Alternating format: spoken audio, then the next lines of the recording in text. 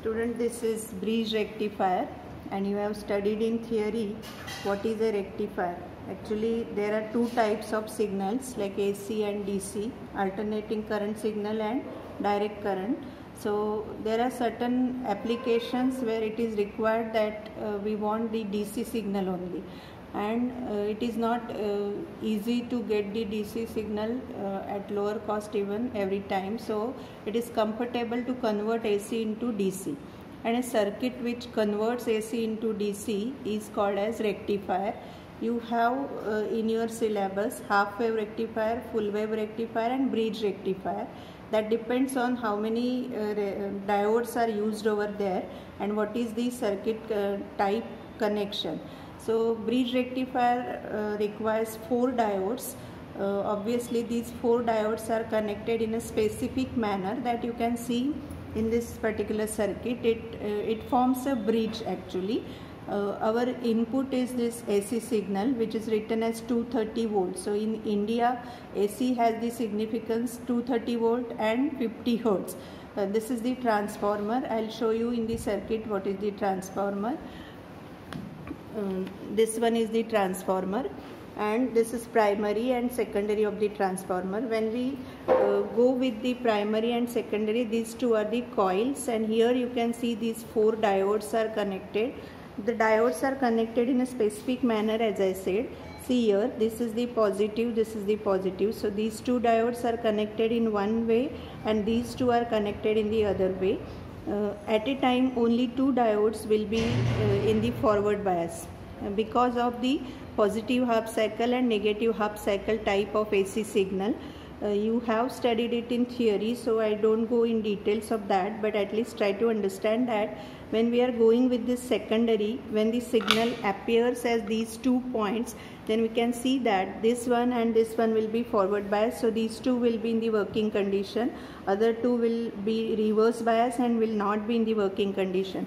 So at a time, because of any 2 diodes out of these 4 which are connected in the form of a bridge, you will get the output across, and that output will be finally combined to have the DC signal. Now I'll show you the connections. These are the points as shown in the diagram. This is the milliammeter. So this point is connected with the milliammeter positive point here.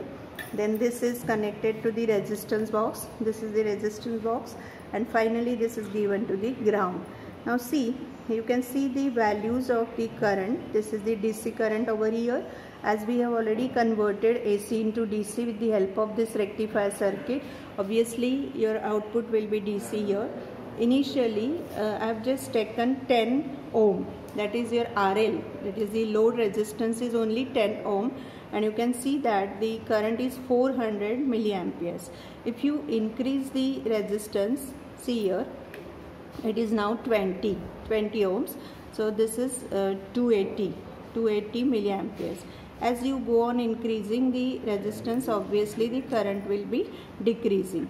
Here we are interested in 2 readings for finding the percentage load regulation, and even finally we are interested in what is the AC and DC situation for finding the ripple. So for that we have to initially go for VNL. VNL means voltage across no load, and for that your current will be 0. I have removed infinity from here, so you can see that the current is 0.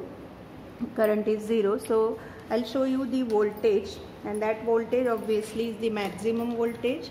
Here see, we have already seen how to use this. Now I am keeping it on DC. Okay, this is on DC. So let us see the DC voltage. This is 10.56. So this is your VNL. NL stands for no load, and no load current is obviously 0 over here. You can go for VFL at any value of RL, but as you have started with 10 as the minimum value of RL, the corresponding voltage will be VFL. This is 4.49 is your full load voltage, and the corresponding current is 400 milliamperes. So in this way, when you go with the different values of RL, obviously the particular current will be changing. Now what is exact meaning of this ripple factor, that also should be clear to you. Ripple means the unwanted AC which is available across the output.